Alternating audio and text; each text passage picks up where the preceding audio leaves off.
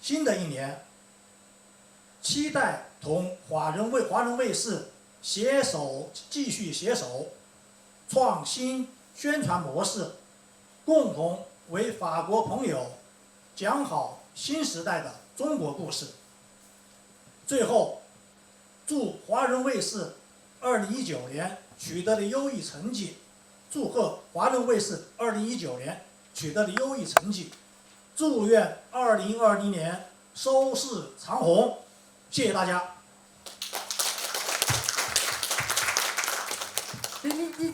法国知名政治家 Jacques Cheminade 分别上台致辞，感谢法国华人卫视为中法人文交流与商贸往来做出的独特贡献，衷心祝愿法国华人卫视能够持续发展，创造更大的媒体价值。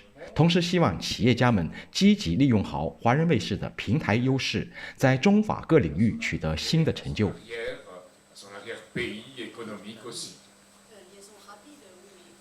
Paris, Rouen-Le Havre, ça s'appelle un repas. Vous savez qu'aujourd'hui, pour aller en train individuel de Paris au Havre, on met 3 minutes de plus qu'en 1937. Donc il faut absolument faire quelque chose pour établir cette liaison pour les passagers comme pour les conteneurs. Alors c'est de grands projets pour une belle amitié, pour une belle Chine et pour une France belle. On a qualifié parfois ces projets d'excessifs, d'un peu utopiques.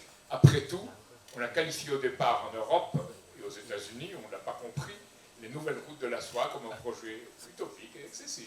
Et il s'est réalisé. Je dis très bien, je voudrais conclure par cela, pour peu que nous commencions à mettre sur pied ce qu'il y a de grand en nous, le petit ne saurait jamais l'emporter. Merci. 法国华人卫视陈诚台长向来宾们介绍了近几年的发展状况，以及承办各类大型活动的能力与成功案例，希望华人卫视能为更多的中法企业搭建共通互鉴的桥梁。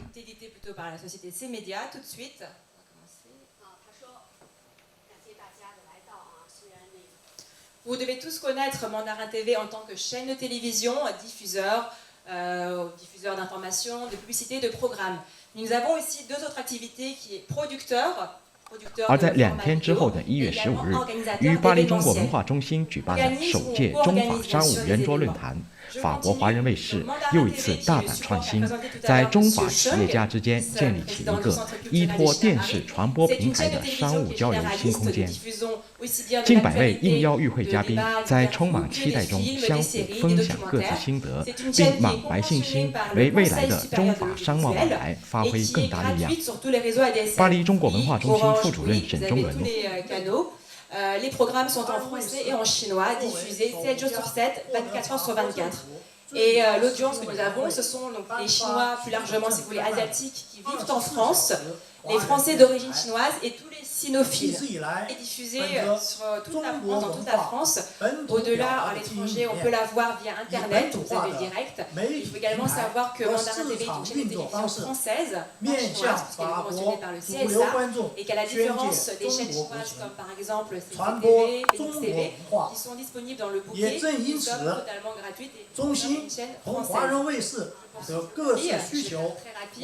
Avec l'audience médiamétrie, nous avons réalisé une étude au mois de mai de 2019, réalisée par Médiamétrie, qui a remis un rapport en termes de notoriété. 8% des personnes interrogées affirment avoir entendu ou connaître la chaîne Mandarin Télévision, soit un potentiel de plus de 2 300 000 personnes.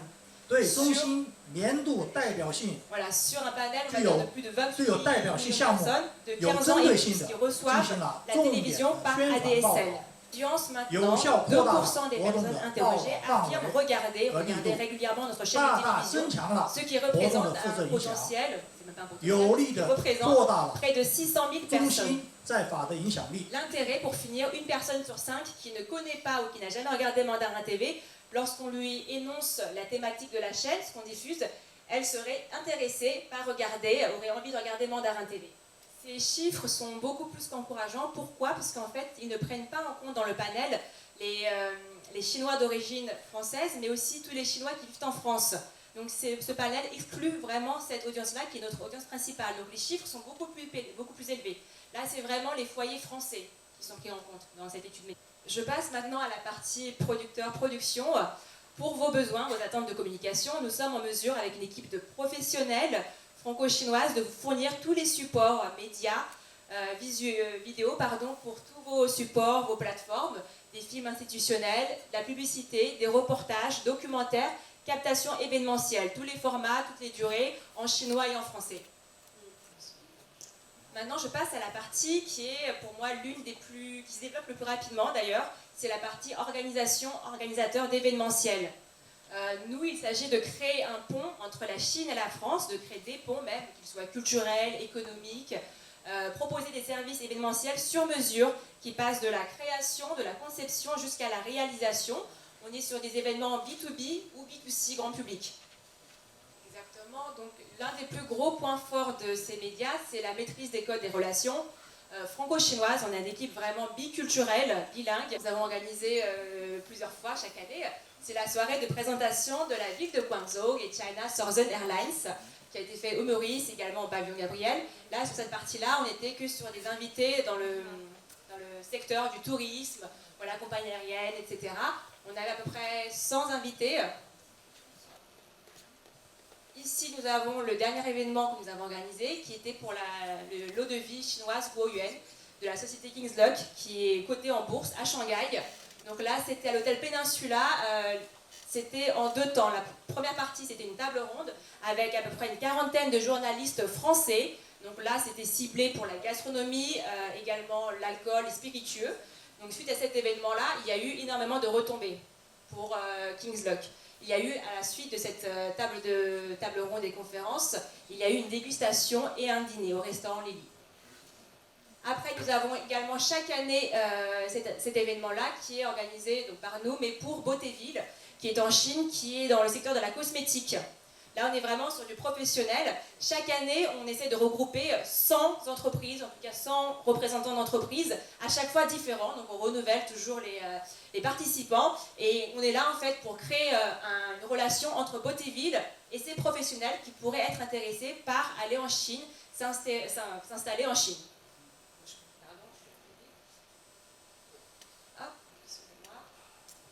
Ici, nous avons Shanghai Media Group, pareil. Chaque année, c'est des formats très différents que je vous présente. Chaque année, nous allons à Cannes pour Shanghai Media Group. On leur organise, si vous voulez, une série d'interventions, de tables rondes, de présentations au MIPCOM à Cannes. C'est le Salon international des contenus audiovisuels. Pareil. Et voilà, pour ma part, c'était vraiment très bref. 陈一华副台长重点描述了目前开设的法语栏目，并说明了法语栏目所含时政和经济话题将非常有利于中法之间建立良好的对话机制，帮助加深彼此间的了解和认同，也同时与大家分享了正在启动的3个可行性项目。随后，由陈一华主持的2场中法商务圆桌论坛会。 法国知名大企业家、优秀中小企业主、驻法中资企业代表各抒己见，热情发言，对未来的发展方向提出了建设性意见，并表达了与华人卫视进行深度合作的愿望。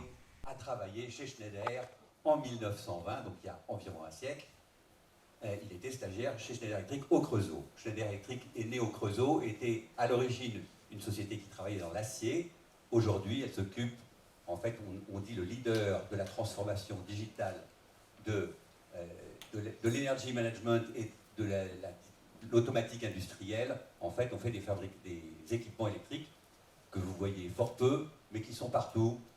Ils sont à la Tour Eiffel, ils sont sur tous les sites des Jeux Olympiques de 2008 à Pékin ou au barrage des Trois Gorges. Donc, Schneider Electric est partout. Et si vous habitez Paris, vous ne pourrez pas rater Schneider Electric, puisque le 5 avril, c'est le marathon de Paris, qui ne s'appelle pas le marathon de Paris, mais le Schneider Electric Marathon de Paris. Schneider Electric est une société mondiale, et en Chine, nous avons été un des premiers à y investir, puisque dès que Deng Xiaoping a commencé à ouvrir la Chine, en 1984, nous avons, et je me souviens, j'étais déjà chez Schneider à l'époque, donc c'est vous dire si je suis depuis longtemps, il y a une grosse bagarre entre ceux qui voulaient investir en Chine, qui disaient « il faut y aller », et ceux qui disaient « surtout pas ». Vous allez perdre de l'argent, ça ne sert à rien. Et en fait, Schneider a décidé en 85 d'investir en Chine. à Tianjin, dans une des premières zones de développement économique spécial, et ça a été sans doute la meilleure décision de Schneider Electric dans toute la vie de Schneider Electric. Aujourd'hui, Schneider Electric en Chine, il y a 23 usines, il y a 17 000 personnes, 17 000 employés, il y a 3 centres de recherche et développement qui font de la recherche et développement pas uniquement pour la Chine, mais pour également le reste du monde, puisque chez Schneider Electric, nous avons 4 grands centres de R&D, un en France, un en Chine, un en Inde et un aux États-Unis. Voilà pour Schneider Electric, très rapidement. Il se trouve que notre PDG, Jean-Pascal Tricoire, est président du conseil d'entreprise franco-chinoise, donc il accompagne systématiquement Macron quand il va en Chine, et bien entendu, il a déjà rencontré le président, il parle chinois, il est resté longtemps en Chine, et il est basé en Chine, puisqu'il est basé à Hong Kong, comme une grosse partie du comité de direction de Schneider Electric. La Chine représente aujourd'hui le 2e pays en termes de vente pour Schneider Electric, déjà depuis 12 ans, ça veut dire que c'est une très grosse partie du chiffre d'affaires de Schneider qui est fait en Chine. Le premier restant pour l'instant les États-Unis, mais je pense pas pour longtemps.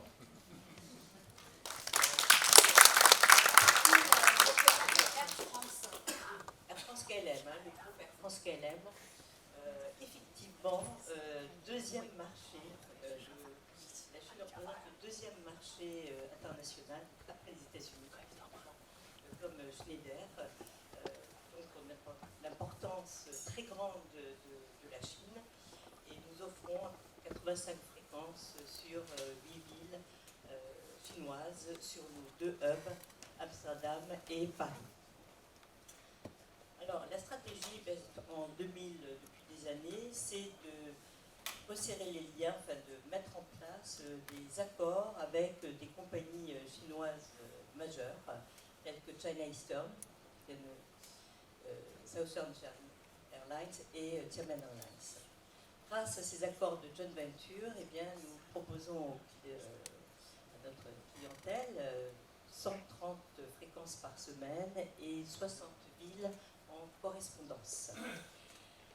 Là, le dernier exemple, par exemple, en juin 2019, China Eastern Airlines a ouvert Qingdao, dans lequel effectivement Air France et KLM vont pouvoir offrir aussi à leurs clients cette ville qui est effectivement Qingdao, la fameuse bière Qingdao. Deuxième axe, après effectivement ces accords de joint venture avec des compagnies majeures, c'est l'axe d'innovation digitale.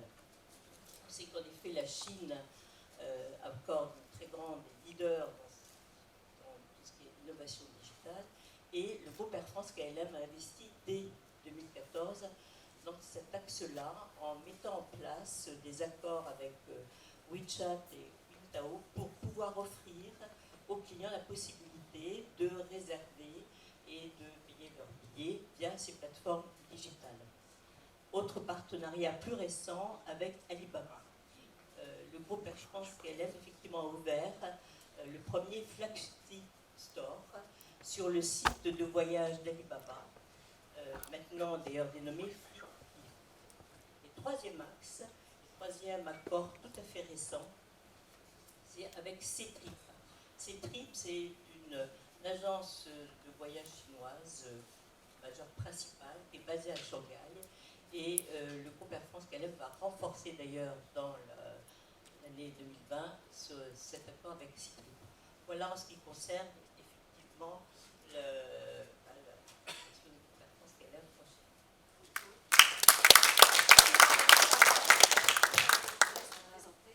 Bonjour à tous, je m'appelle Ying Chen, je suis responsable Chine de la société de marque Tehakie. C'est une marque de produits cosmétiques française qui vend des produits de spa dans les hôtels 5 étoiles et aussi des instituts de beauté haut de gamme.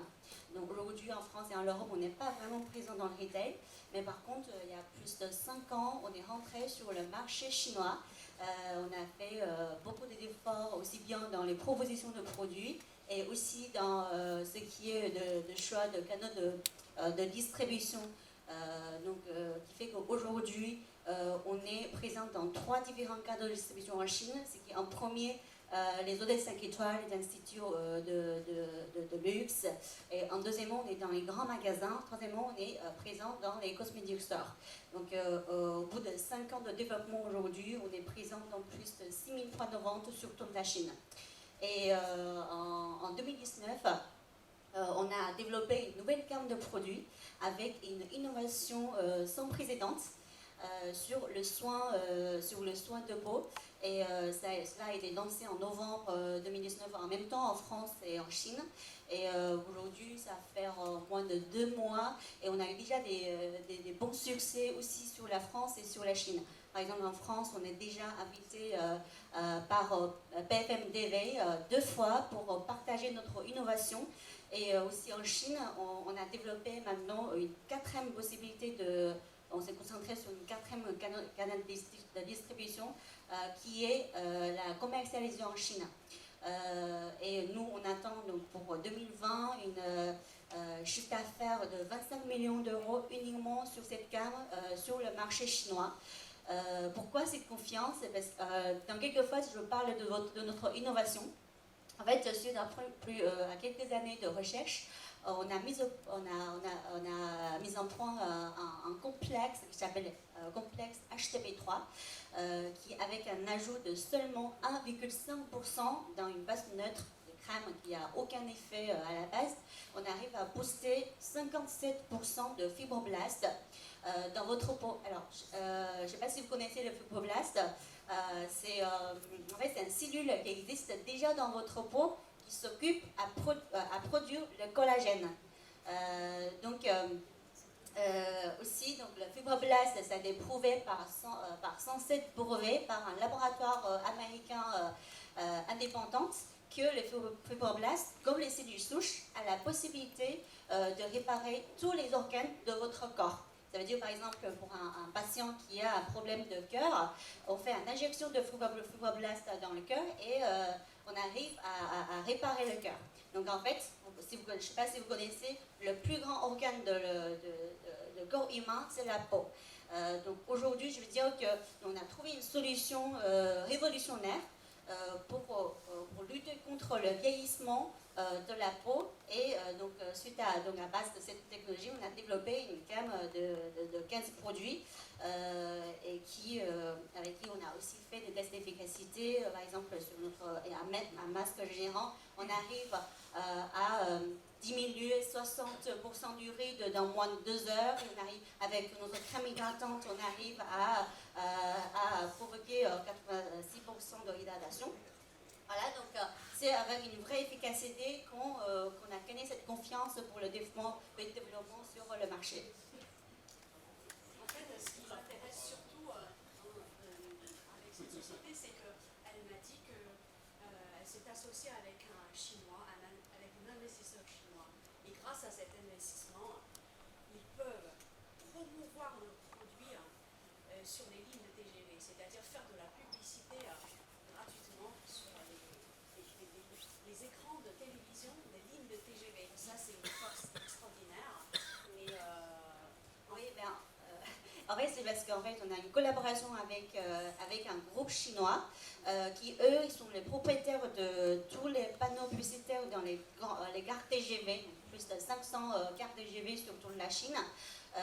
Donc nous, avec les collaborateurs qu'on a dans différents domaines, par exemple, on travaille avec une marque de luxe de bijoux, on travaille avec, par exemple, un jour avec Mandarin TV pour la communication, on a la possibilité effectivement de mettre en avant une communication aussi avec notre collaborateur. Par exemple, on a déjà fait avec l'ambassade de France en Chine, on est un partenaire stratégique, donc on fait des lancements dans les résidences de l'ambassade de France et on est le partenaire pour lancer tous les ans une activité qui est importante de l'ambassade de France qui s'appelle le Croisement Festival de Printemps.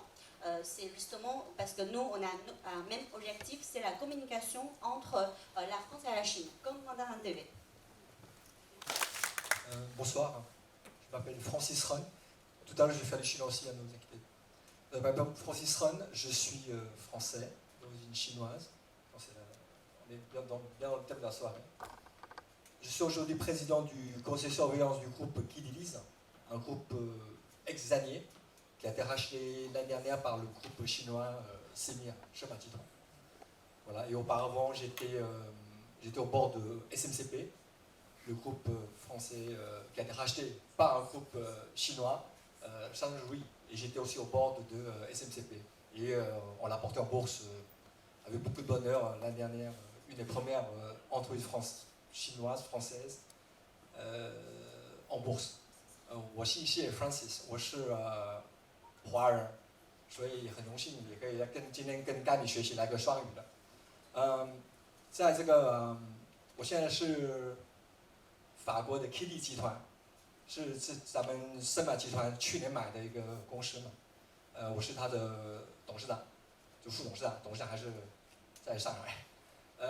去年几年前呢，我们就帮那个三正如意，就买了 SMCP， 也是跟那个三正如意，然后我们也上市了，所以这还是一个比较成功的故事。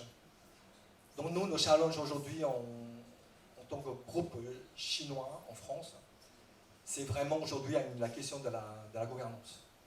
Acheter c'est facile, gouverner c'est beaucoup plus difficile. Et je crois que ce sera le challenge de toutes les entreprises chinoises qui veulent aujourd'hui aller à l'étranger. C'est comment réussir à travailler à l'international. Itaïlou c'est 4 lettres, mais au quotidien c'est pas simple. 我是想说，就是说，今天我们这个盛满集团呢，或者是 SCB 也好，咱们的现在碰到最大困难呢，不是买公司，而是说怎么去管理这个公司。因为他碰到管理的时候呢，可能这个花的钱比那买的还要大，这是很大挑战。我认为中国公司现在呢，最大挑战的面对的，就要走出去呢，就是怎么去管理，这是一个。可以是不是那么容易的事情，我每天都在体验这些事情。Et ensuite, simplement, je ne sais pas, on n'a pas le temps ce soir de parler beaucoup de problématiques, hein, mais vous avez mon nom, SR Winston, Google en trouve. Je serais très heureux d'échanger sur ces problématiques-là. En tout cas, un seul mot, c'est la seule question, c'est la confiance. Comment pouvoir garder la confiance au quotidien et comment ne pas perdre confiance. Et je l'ai vu, ça va très très vite. 我今天可能咱们没有很多时间谈这方面事情，我只能说，我在这几年的经验，在中法之间呢，在企业上呢，最难的还是这个信任。这信任怎么，大部分信任一开始都有，但很快就没有了。那怎么没有呢？那怎么还有？这我觉得就很大的很多事情在这方面。就我们今天可能没有时间做很多交流，但是我的名字是 SR Winston Francis， 可能只有一个，在法国。 你们可以 Google， 然后我在 LinkedIn 上都可以以后再交流这方面。Justement, lors du cocktail, hein, vous pouvez échanger vos cartes. Maintenant, on passe la parole à Monsieur Boucher. Mesdames, Messieurs, bonsoir. Dans tous les cas, ça me fait plaisir de pouvoir intervenir ce soir, et surtout après ce monsieur, puisque c'est l'exemple parfait des difficultés que nous avons avec la Chine, puisque monsieur a eu 5 minutes pour parler, mais finalement il a parlé 2 minutes 30, puisqu'il a parlé en chinois. Donc le fait de parler en français et en chinois pose aussi des problèmes de communication et de rapidité entre nos deux pays. Mais juste pour intervenir, voilà, je suis Olivier Boucher, je suis président de la compagnie FIWA. Nous sommes organisateurs de concours internationaux de dégustation de vins et de spiritueux à l'aveugle. Ce sont des concours qui ont lieu ici à Paris. Donc nous avons des œnologues, des experts agréés qui dégustent des vins ici à Paris, de façon à distinguer des produits de qualité. Nous sommes sous le règlement de la DGCCRF, ce qui représente 33% maximum de vins et de spiritueux médaillés. Donc nous organisons ici à Paris 3 concours internationaux. Nous avons organisé les concours l'année dernière en 2019, ça s'est très bien organisé. Et nous avons eu l'occasion de partir après sur la Chine et nous étions au CIE de Shanghai, le China International Import Expo. Alors je dois en parler 2 minutes si vous permettez, puisque c'est un gros salon dans lequel nous les Français nous étions très peu, puisque nous avions environ 70 entreprises présentes, et nous faisions partie de ces 70 entreprises, et nous avions sur notre pavillon 8 entreprises françaises, avec nous c'était 9, donc c'était pas mal, je peux dire, par rapport aux 70 entreprises, sur le nombre de pays qui étaient présents au China International Import Expo. Notre président Macron a rencontré Xi Jinping, vous avez pu voir quelques images tout à l'heure, mais c'était très important pour la France, puisque ça a permis de donner un coup de boost aux produits français sur l'année 2019 et en fin d'année. Bon, pour revenir à notre entreprise FIWA, c'est une entreprise familiale, si je peux me permettre de dire, puisque c'est une entreprise franco-chinoise, puisqu'on travaille aussi avec les Chinois. J'ai 2 associés dans la salle, Madame Chang Li et Monsieur Chang aussi, qui est associé. Et si je peux me permettre de dire aussi, c'est que nous organisons sur la Chine et la France des salons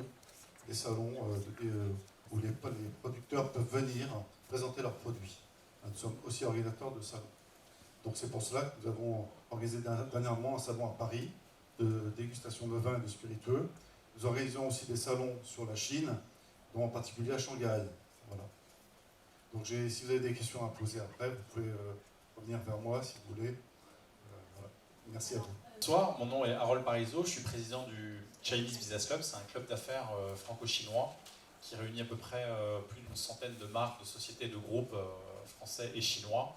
Et donc pour répondre à ta question, Camille, une attente des sociétés qui sont membres du club, c'est d'avoir plus de visibilité auprès des Chinois qui sont présents en Europe. Et donc leur objectif, c'est évidemment de faire connaître les marques françaises, les groupes français, les sociétés françaises auprès des Chinois vivant en France et également des touristes chinois venant en Europe et en France. Donc je pense que Mandarin TV a une carte à jouer sur ce créneau de communication des marques françaises auprès du public chinois, tout simplement. C'est nous deux, on va y travailler. Hein. Alors Sophie, je vous vois hocher la tête, vous avez quelque chose à dire avec lui. Bonsoir à tous. Moi, chez Cabinet de Conseil, justement, travaille beaucoup sur l'interculturalité franco-chinoise et le partenariat entre la Chine et la France. Donc, je suis plutôt un cabinet classique dans le conseil. En ce qui me concerne, je pense que le TV, effectivement, vous avez l'or dans les mains. En fait, c'est vraiment un support, un véhicule très intéressant et pour en fait de faire comprendre la masse, en fait le plus grand nombre de la différence et comment dire, la richesse entre les deux cultures. Ainsi on s'entend bien et en fait on travers tous les supports, hein, l'histoire des chansons, l'histoire de peut-être créer un atelier, je ne sais pas, inviter un entrepreneur chinois, un entrepreneur français ensemble pour discuter sur des choses, voilà, pour discuter sur des choses très concrètes. Tout à l'heure, il y a un monsieur qui a parlé, peut-être tout à l'heure on peut discuter ensemble. Je pense qu'il a raison, l'acheter c'est simple. Après, pour gouverner, pour assurer les opérations quotidiennes, c'est une autre manche de travail, donc c'est très compliqué. Un chinois qui a un style, c'est dans la culture. On change la vie à la dernière minute, ça ne pose pas de problème à un chinois, mais ça pose beaucoup de problèmes à un français, parce que les français, horreur de perdre le contrôle, ils aiment bien maîtriser les situations. Donc, il y a plein de choses comme ça, okay. En fait. Vous avez raison. Il y a la base, l'économie passe par la culture, dans tous les cas. De toute façon, la culture est essentielle, la compréhension, mais c'est pas facile. Hein. Justement, c'est un outil populaire pour justement démocratiser. Voilà. Moi, je pense que c'est bien parce que vous avez des audiences assez intéressantes. Tout à l'heure, on a vu les statistiques, etc. Donc, oui, donc c'est sensibilisation parce que maintenant, je pense que la culture, enfin, la relation franco-chinoise maintenant, c'est vraiment, au début pour nous sommes des gens un peu dans notre microcosme. On a l'impression qu'on est très bien de deux côtés, mais dans la rue, il y a plein de gens qui ne connaissent pas la Chine et qui a beaucoup de stéréotypes dans sa tête, ils ont peur. Et donc avec ce genre de véhicule, donc on peut en fait facilement de parler des petites histoires ou de raconter de la différence. Donc c'est des démocratisations, de faire un outil formidable pour faire la compréhension mutuelle par médias. Je pense que c'est vraiment quelque chose d'intéressant. Volontiers, si tu m'invites, voilà, faire ce genre de discussion. Gilbert, vous souhaitez intervenir, allez-y. Oui, bonsoir, je suis Gilbert Léon. Je suis le président de Fatri, qui est une société chinoise qui fait des capteurs intelligents On est deux autres personnes dans la salle, donc Rui et Frédéric, on pourra leur poser des questions après, qui se caractérisent vraiment par des capteurs vraiment révolutionnaires qui utilisent du hardware, du software, l'intelligence artificielle. Et les Chinois sont très avancés sur tout ce qui est intelligence artificielle, ce qu'on appelle du machine learning, donc la machine apprenante. Si j'interviens, c'est que je pense justement qu'il y a besoin au niveau communication d'établir peut-être par votre intermédiaire, des tutoriels, des petites vidéos très courtes sur les différences de communication. Moi je vois, aucun de mes amis chinois n'utilise l'email. Aucun. Si vous voulez leur envoyer un email, vous avez le droit, mais ils ne le liront jamais. Par contre, ils utilisent WeChat et plein d'autres logiciels de communication.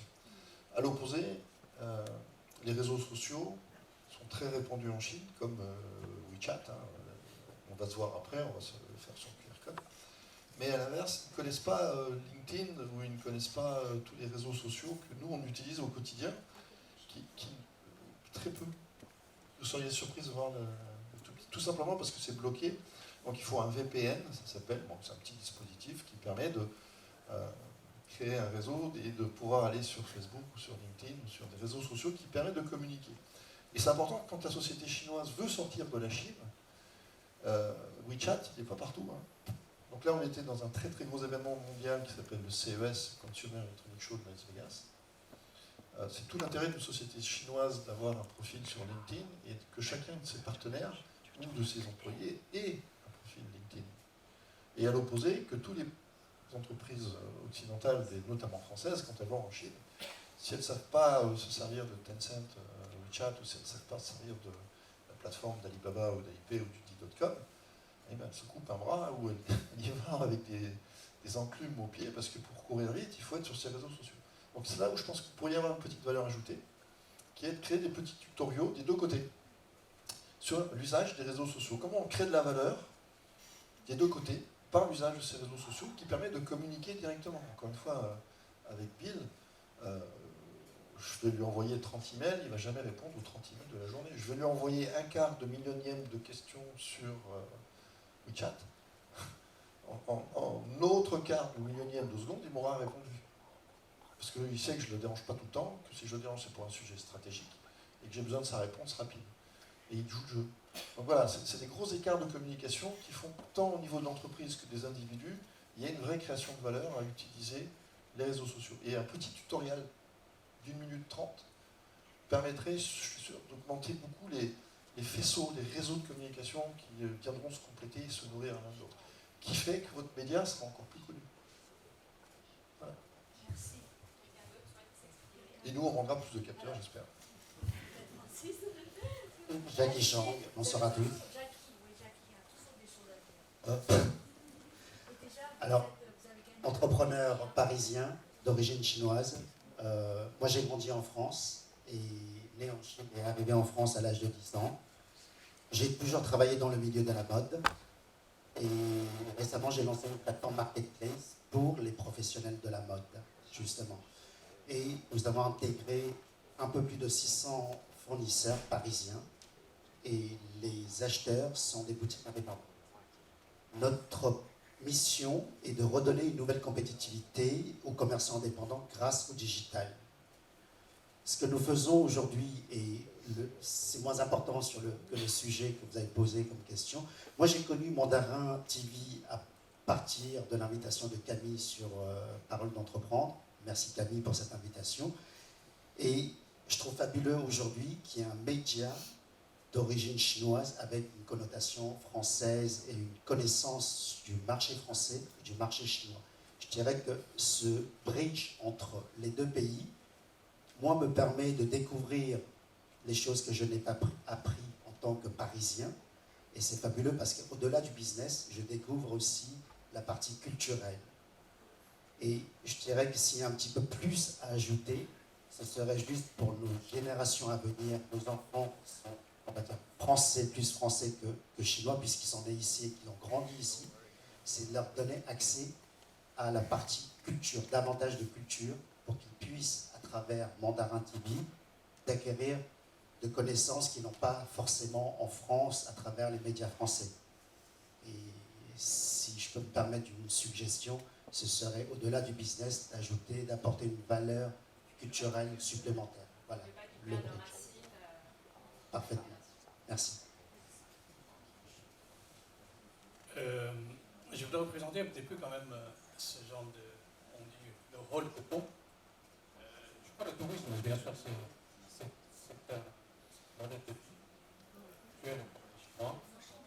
ah, on n'entend pas?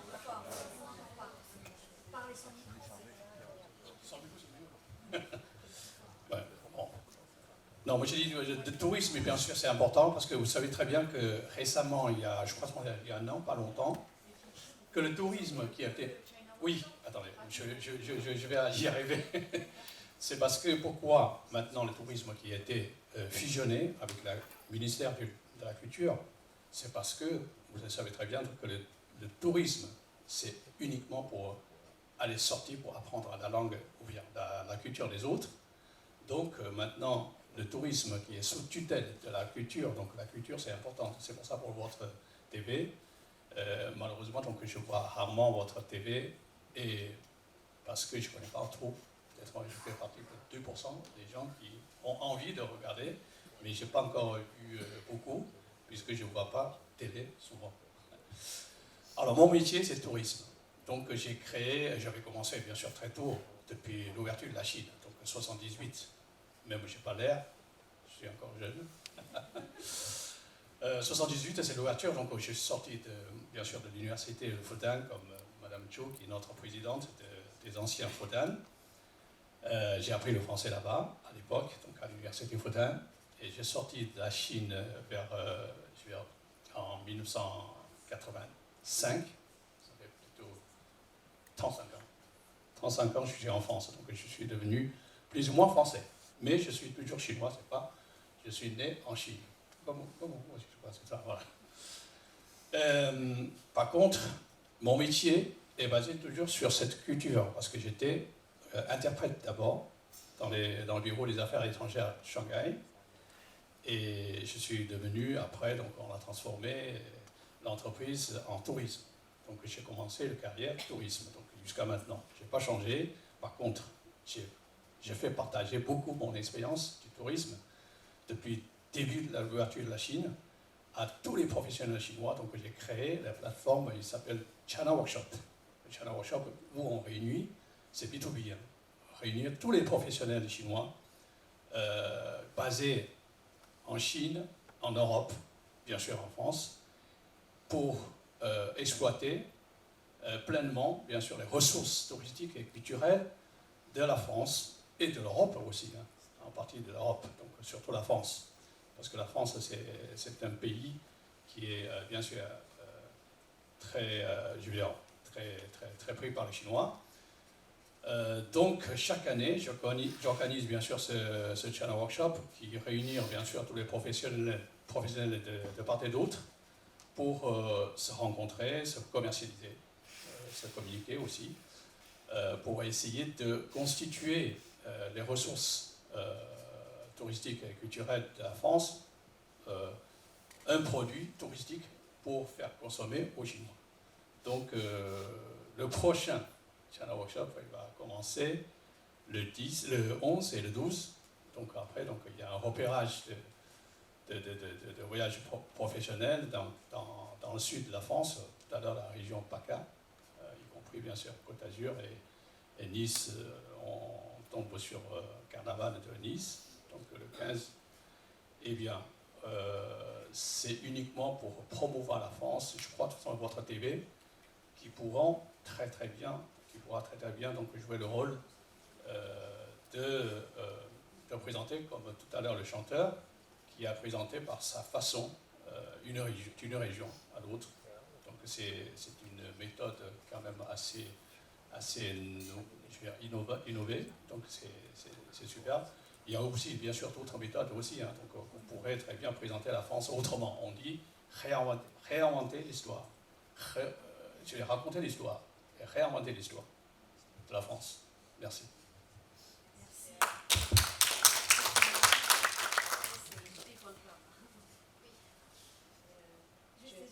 Je profite juste à côté du monsieur.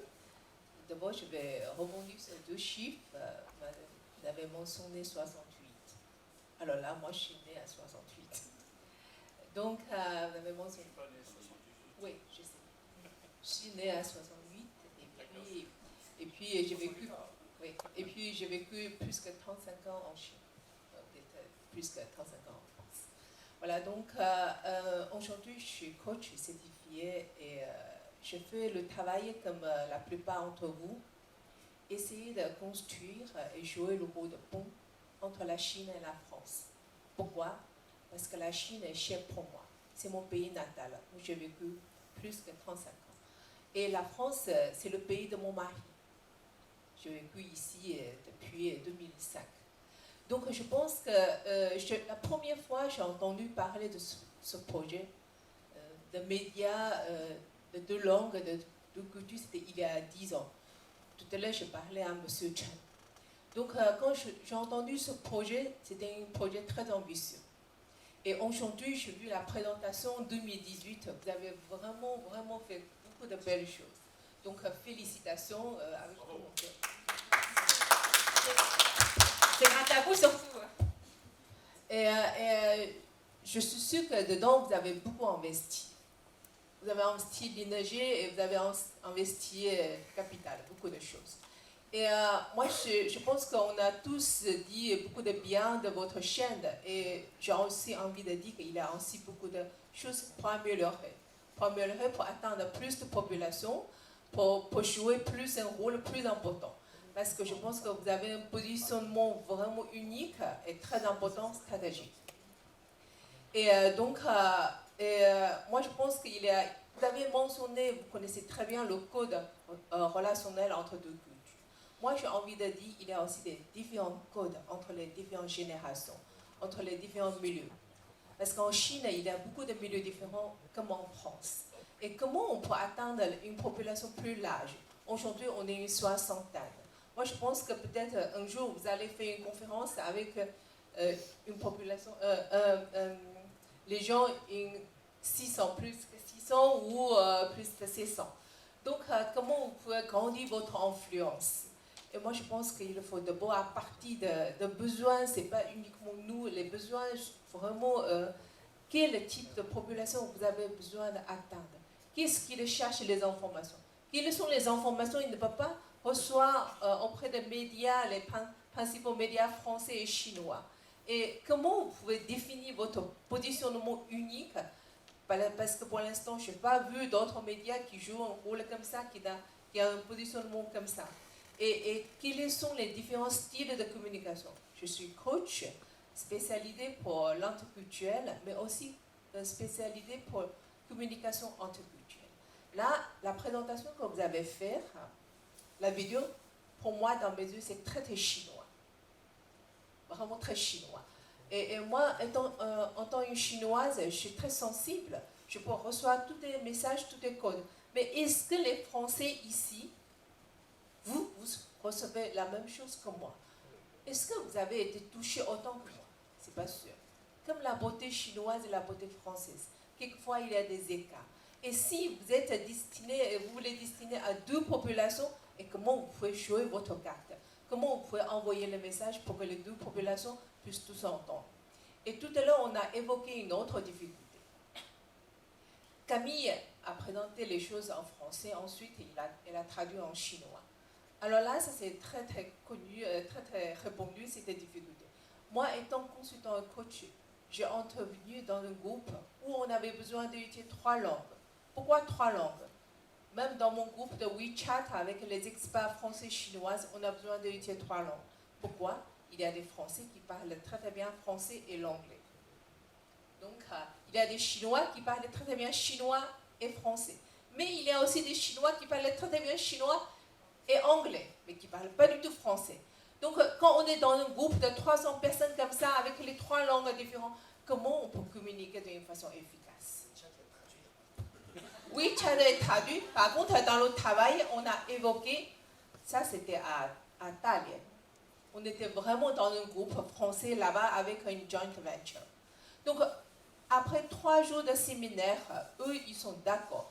La première mission, c'était quoi? C'est de trouver une langue commune pour pouvoir faire des réunions sans traduction. c'était un groupe français qui a une filiale de joint venture avec un groupe chinois. Donc là, c'est-à-dire qu'une partie de chinoise, ils parlent très bien français et chinois. Une autre partie parle très bien anglais et chinois. Donc quand ils ont fait des réunions, c'était sans cesser, on avait besoin de traduire sans cesser. C'était un peu de temps. Donc en fait, il y a beaucoup d'opportunités dans ce milieu et aussi il y a beaucoup de challenges. Comme M. Xie, il a mentionné la question de confiance. Et je peux vous dire, étant un expert, la différente façon de susciter les confiances chez les Européens et chez les Chinois. Parce que dans la culture chinoise, la confiance est basée sur la relation. Mais dans les populations européennes, la confiance est basée sur les faits. Donc, quand on a utilisé différents moyens de susciter les confiances, probablement, ce n'est pas le même résultat qu'on s'attend. Donc, c'est pour ça que vous avez beaucoup d'opportunités et vous avez choisi un positionnement unique, mais il y a aussi beaucoup de défis qui vous attendent. Et je pense qu'on est là justement pour vous soutenir et pour vous donner notre conseil et notre aide, si c'est ça que vous souhaitez. Tous vos conseils sont très précieux. JD.com maintenant. Bonjour à tous, donc je m'appelle Jason, donc je représente JD.com en France et en Europe. Je pense que la plupart d'entre vous connaissent JD.com, c'est une des plateformes e-commerce chinoises les plus importantes. Aujourd'hui, merci beaucoup pour M. Chen, Sylvie et Camille pour votre invitation. Aujourd'hui, JD.com, on a une mission principale en France et en Europe, c'est de trouver des marques françaises et européennes pour les amener sur le marché chinois via notre plateforme. Et aussi via notre capacité logistique en Chine qui est très très puissante. Si je peux me permettre de donner un peu d'input pour la télé, la média, c'est qu'aujourd'hui, dans mon travail au quotidien de contacter les marques françaises et européennes, dans beaucoup de secteurs, je trouve qu'ils ont beaucoup de mal-compréhension sur les consommateurs chinois et la société chinoise. Aujourd'hui, en fait, on est à la recherche de beaucoup de marques dans tous les secteurs et surtout, on fait un focus sur le secteur luxe, le secteur cosmétique et le secteur de home décoration, art de table. Parce que ce sont les catégories de produits que les consommateurs chinois, où ils sont vraiment très friands. Alors, pendant la communication avec ces marques françaises et européennes, déjà, par exemple, ils ne comprennent pas qu'en Chine, aujourd'hui, 90% des commandes, des achats sont faits dans leur téléphone, mais pas sur un portable, un ordinateur. Alors qu'en France et en Europe, la plupart des achats qui sont faits sur leur PC, leurs ordinateurs. Ça, c'est une très grosse différence. Ils ne comprennent pas à quelle vitesse la Chine évolue et qu'aujourd'hui, les Chinois utilisent le paiement comme WeChat Pay, comme Alipay. Ils n'utilisent plus la carte bancaire. C'est déjà démodé en Chine. Donc pour ce genre de choses, j'aimerais bien que en tant qu'une média franco-chinoise, vous pouvez faire comprendre aux Français et aux Européens qu'en Chine, il y a des comportements d'achat, des comportements des consommateurs sont très très différents par rapport aux Européens. Par exemple, quand je dis que sur JD.com, on est capable de livrer un produit sous 24 heures, ils ne comprennent pas, ils pensent que c'est inconcevable. Et dans les grandes villes type Pékin, Shanghai, on est capable de livrer sous 2 heures. Les consommateurs chinois, ils achètent des yaourts, des œufs, des produits frais, des fruits de mer sur Internet parce qu'on est capable de délivrer sous 2 heures à domicile. Ils pensent que c'est du mensonge. Alors qu'en Chine, c'est la réalité. Donc j'aimerais bien que vous réalisez des reportages, des documentaires sur la réalité de la Chine pour que aujourd'hui les Français et les Européens ils comprennent mieux comment la Chine a évolué. Donc, merci. 著名女中音歌唱家伍爱2度受邀为华人卫视的新年盛会倾情献唱，以一曲深情的一杯美酒送上美好祝福。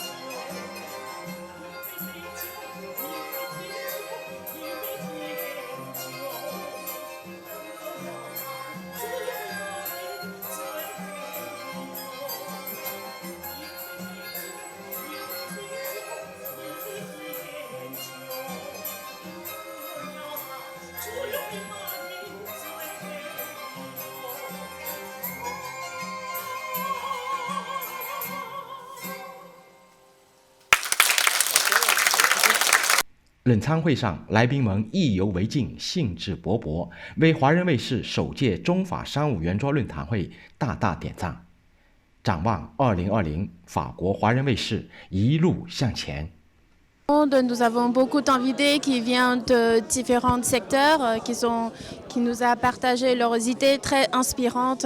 On travaille dans le secteur du tourisme, donc qui fait également le pont interculturel entre la France et la Chine. Donc c'est une soirée très inspirante. Pour moi aussi en fait, j'ai beaucoup inspiré par les invités. Ils exprimaient leur opinion. Donc je trouve que ça média on fait un pont entre la culture française et la culture chinoise. Donc je pense que ça c'est dans les médias, soit c'est les médias chinois, c'est les médias français, vous maîtrisez deux cultures, deux langues. Donc je pense que c'est un média, je pense qu'il y a beaucoup de bons à venir. D'abord, ce que j'ai trouvé intéressant, c'était la présentation qui a été faite de Mandarin TV. Je connais Mandarin TV depuis la création de la chaîne et je peux dire qu'au début, c'était vraiment un travail d'amateur. Donc c'était pas vraiment facile. Et petit à petit, là on est arrivé maintenant en 2019 et vraiment il y a quelque chose qui a été construit, il y a un véritable outil. J'ai trouvé les sujets intéressants, notamment sur la partie brainstorming, sur comment aujourd'hui Mandarin TV peut évoluer dans le futur. Et je pense que tous les intervenants ont été très, très pertinents et le discours est qualitatif. Et je suis persuadé que ça va aider Mandarin TV dans leur prochaine projection et pour l'année à venir.